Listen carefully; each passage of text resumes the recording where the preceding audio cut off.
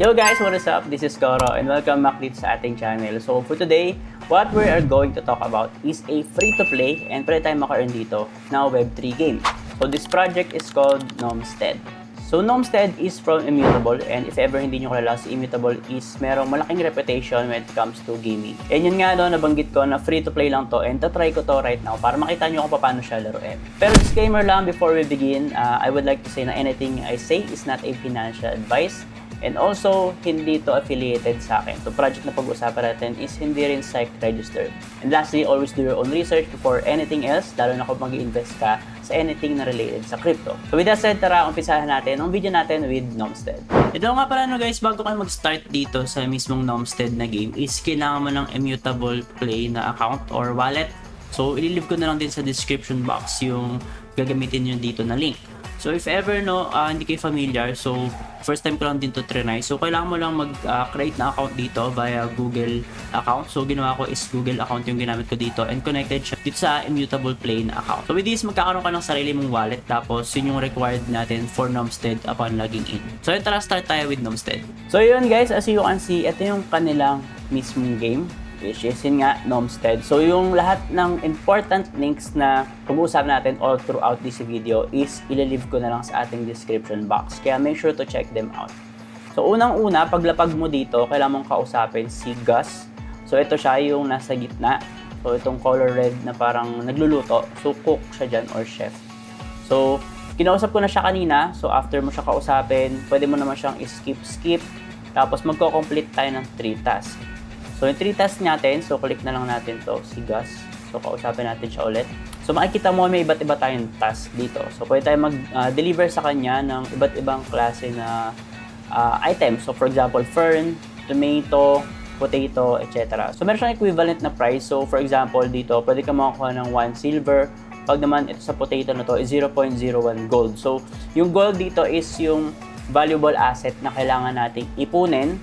And at the same time, gagastusin rin natin to all throughout the game para syempre mas lumakas or para mas lumago yung mismong character natin when it comes to earning yung mismong gold. So sana nag-make sense sana yung sinasabi ko kasi hindi naman pwedeng earn ka ng earn dito tapos hindi mo siya ginagasto. So walang use case yung gold kapag gano'n. So dito mayroon siyang use case kaya very valuable asset siya and dito tayo kikita kasi sabi nila in Q4 is malilist itong gold. So, magkakaroon to ng value. So, before anything else, bago tayo gumawa ng task, kasi nga first time ko lang dito lalaroin, gusto ko lang discuss sa inyo yung iba't iba dito sa kanilang user interface. So, for example, ito, sa upper left, so, nandito yung level natin and yung experience. So, level 1 ako with 0 experience and 30 yung level 2 na experience na needed ko.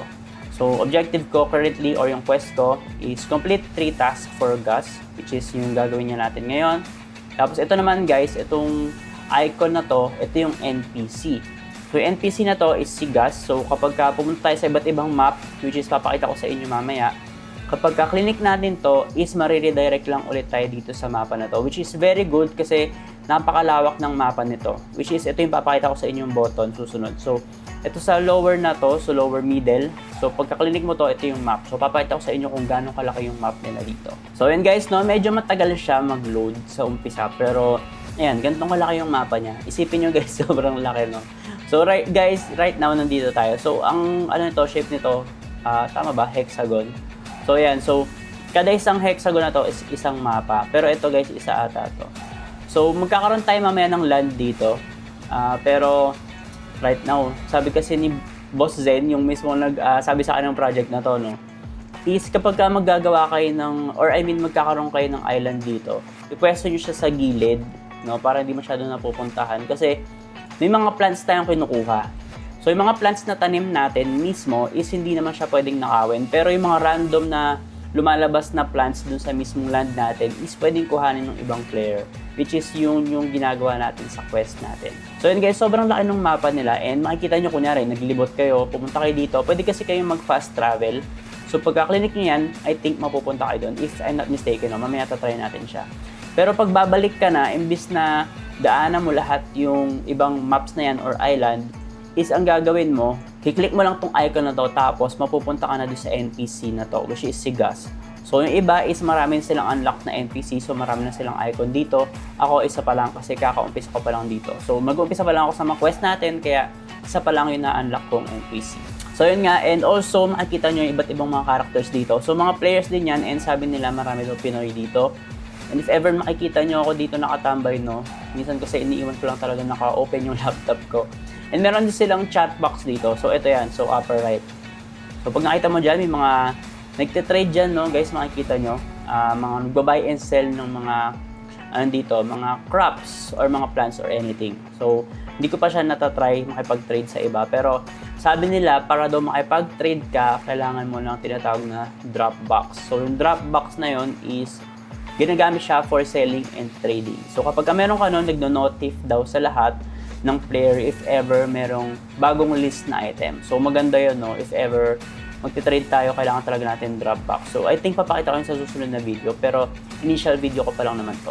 So, next guys, ito. So, meron tayo tinatawag na inventory. So, nandito lahat ng items, objects, and recipes natin. Kasi nga, pwede tayo mag-craft din dito or mag-cook. So, hindi ko sure kung ano pa yung mga pwede natin gawin. Pero, yun. Nandito yung inventory natin. So, right now, wala pang laman yung inventory ko. So, next guys, is itong button na to. So, ito yung mga kingdom. So, yung parang pinakita ko sa inyo kanina na parang mga island. So, yun yung mga tinatawag nating kingdom. So, I think si Boss Indep meron siya dito eh. So, sabi niya, nakita ko sa video niya, Hunter yung pangalan ng kingdom niya. So, ito yun. So, try natin mag-fast travel and check natin kung ano yung tsura nung farm ni Boss Indep. So, yun guys, no? So, you can see, nandito tayo kay Boss Indep na farm. So, tamang-tama kasi pag chinek nyo yung video niya, which is I recommend, and sobrang okay ng video niya. At actually, ginawa ko siyang guide para maintindihan mismo yung laro na to. Kasi medyo mahaba yung white paper, guys, kapag binasa mo. Although, okay naman talaga siya basahin, lalo na pagka gustong-gusto mo talaga itong i-grind kasi nga free-to-play lang siya. I think okay din nood ka ng mga video katulad nito tsaka nung kay Boss Indep. So, ayan, nakalagay din dito, guys, no, yung icon. So, sino may-ari? So, si Indep ang may-ari nito, no. So, as you can see, meron siyang mga plants. So, ito yung apat niya na pwedeng pagtaniman. So, personally, pagka nagtanim siya dyan, hindi ko pwedeng makuha. So, for example, ito, kahit anong click ko dyan, hindi ko siya makuha. Pero ito, guys, yung mga wala dun sa land na to, or I mean sa lupa, pwede kong kuhanin yan. Ayan, pag kinuha ko, ayan, nakukuha ko siya, diba? Nakuha ko ng isang potato. Sorry, Boss Indep, kuhanin ko muna itong mga ano to, cucumber, ayan. So, hanapin natin yung iba, so kuhanin pa natin. So, para rin kasi makita nyo na makukuha ko or matatapos ko yung quest kay Gas. So, for example, nakuha ko, so check natin inventory, meron tayong nakuha ang 4. So, 2 potato and 2 cucumber. So, balik tayo kay Gas para magawa natin yung quest natin. So, ayan, pagbalik natin kay Gas, kausapin lang natin siya. And so, after talking to Gas, makikita nyo, imbis na naka-grade out yung deliver, pwede natin siyang deliver. So, be careful lang, no, when it comes to passing the quests kasi pwede ka mamili dyan, guys, ng prices mo. So, for example, itong potato na to, kung clinic ko tong 2 potato na deliver na to, wala na akong potato, tapos dito, meron siyang price na gold. So, syempre, pipiliin ko to. So, deliver natin to. Ayan, deliver. So, after delivering, meron tayong nakuha, 0.01 gold. Tapos, dito naman, cucumber. Tapos, isa pang potato. Ayan, so, after na, magkakaroon ko ng XP kada gumagawa ka ng quest. So, ayan, upon entering level 2, meron na tayong bagong magagawa or ma-unlock, which is yung Build Your Kingdom. Yung parang kay Boss Indep kanina. So, wala pa ako nun. So, ngayon, papakita ko sa inyo kung paano magkakaroon ng kingdom. So, talk to Lily. So, click lang natin to. So, yun guys, no, as you can see, yung icon natin dito, naging 2 na siya. So, meron tayo kay Gus and meron din kay Lily. So, kausapin natin si Lily kasi ito yung objective natin right now, which is makikita mo dito sa upper left natin. Ayan, after talking to Lily, makikita nyo na pwede tayo mag-build ng kingdom. So, click natin to, build my kingdom. So, kingdom name. So, kung gagawin ko dito, hanapin nyo na lang to guys. Ayan, puntahan nyo minsan. So, wala naman akong pakialam kahit kuhanin yung ibang mga nandun. Ang mahalaga sa akin is nakapaglaro kayo at nakapag-enjoy kayo. Kasi I think maganda talaga itong laro si Nomstead and yun, baka i-stream ko rin to. So, yun, dami ko sinabi pero yan, build tayo ng kingdom natin. So, isip tayo ng pangalan. So, yun guys, ito yung kingdom ko, Kupaland. So, if ever nakita nyo, no, puntahan nyo na lang. So, click natin yung start para makita natin if ever ko anong mangyayari. So, yun guys, ito yung sinasabi sa akin ni Boss Zen. So, kapag maglalagay tayo ng land, so may mili ka kasi dito. So, maghahanap tayo. So, I think dito yung kay Boss Indep, parang nakita ko siya banda dito eh. Hindi ko alam kung ba't di ko makita. Parang kahapon ko pa hinahanap yun eh. Pero I think banda dito siya. Pero ayun. Yung sa akin, hanapin natin. No? Anyway, kapag alam mo naman yung pangalan, kahit hindi mo alam kung saan yung location, di ba? Masasearch mo pa rin siya. So, hanap tayo banda dito sa taas. So, ito magkakadikit, no? Siguro, ano to, magkakaibigan or guild sila. So, iba guys, sobrang dami, no? Ang ganda nung ganito kasi nakikita mo sobrang laki ng player base nila kasi nga, sobrang daming land. So, kung ganong kadami yan, ganon din kadami yung tao. So, dito tayo banda sa mga hindi masyadong pinupuntahan. Ayan, dyan tayo. So, confirm natin. So, and after that, meron na tayong land. So, guys, yung nag-complete ulit ako ng isang quest dito kay Gus. So, ginawa ko. After ko na-complete yun, meron silang binigay sa akin ng 0.05 gold. So, check back tomorrow for a new challenge and mystery gold reward. So, iba-iba tayong nakuha mo dito. Pero nga, sabi nila, very valuable asset yung gold. And actually guys, meron akong gold dito kasi binigay ito ni Boss Zen. So, if ever kilala nyo siya, so siya yung nag-recommend sa akin itong game na to. So, tinulungan niya lang ako ng konti. And yun nga, bibigyan rin daw niya ako ng drop box. So, check pa natin kung ano yung mga pwede niyang ibigay. Baka pwede tayong magpa-giveaway dito sa ating channel. So, balik tayo dito guys sa ating Kupalan. So, makikita nyo, pag click natin tong parang box dito sa middle. So, pwede tayo mag-build. So, gamit to. So, click natin tong plus. Tapos, makikita mo, pwede natin ilagay ito, which is yung workbench. So, and after that, pwede mong i-drag kung saan mo gustong ilagay yung workbench, no? So, ako lalagay ko siya dito sa gilid. Ayan. So, sa gilid. So, confirm natin. After that, pwede tayong mag-add nitong parang soil. Ito. So, parang land. So, click natin. I think, gusto ko banda dito. So, gawin natin isang hilera lang siya. So, guys, by the way, after ko mag-build, papakita ko sa inyo. So, ginawa ko, bumalik ako dito kay Lily. Tapos, may bili ako nitong mga seeds. So, tatry natin magtanim. So, dahan-dahan lang kayo pag-click nitong buy kasi medyo minsan naglalag siya. I think, depende sa internet.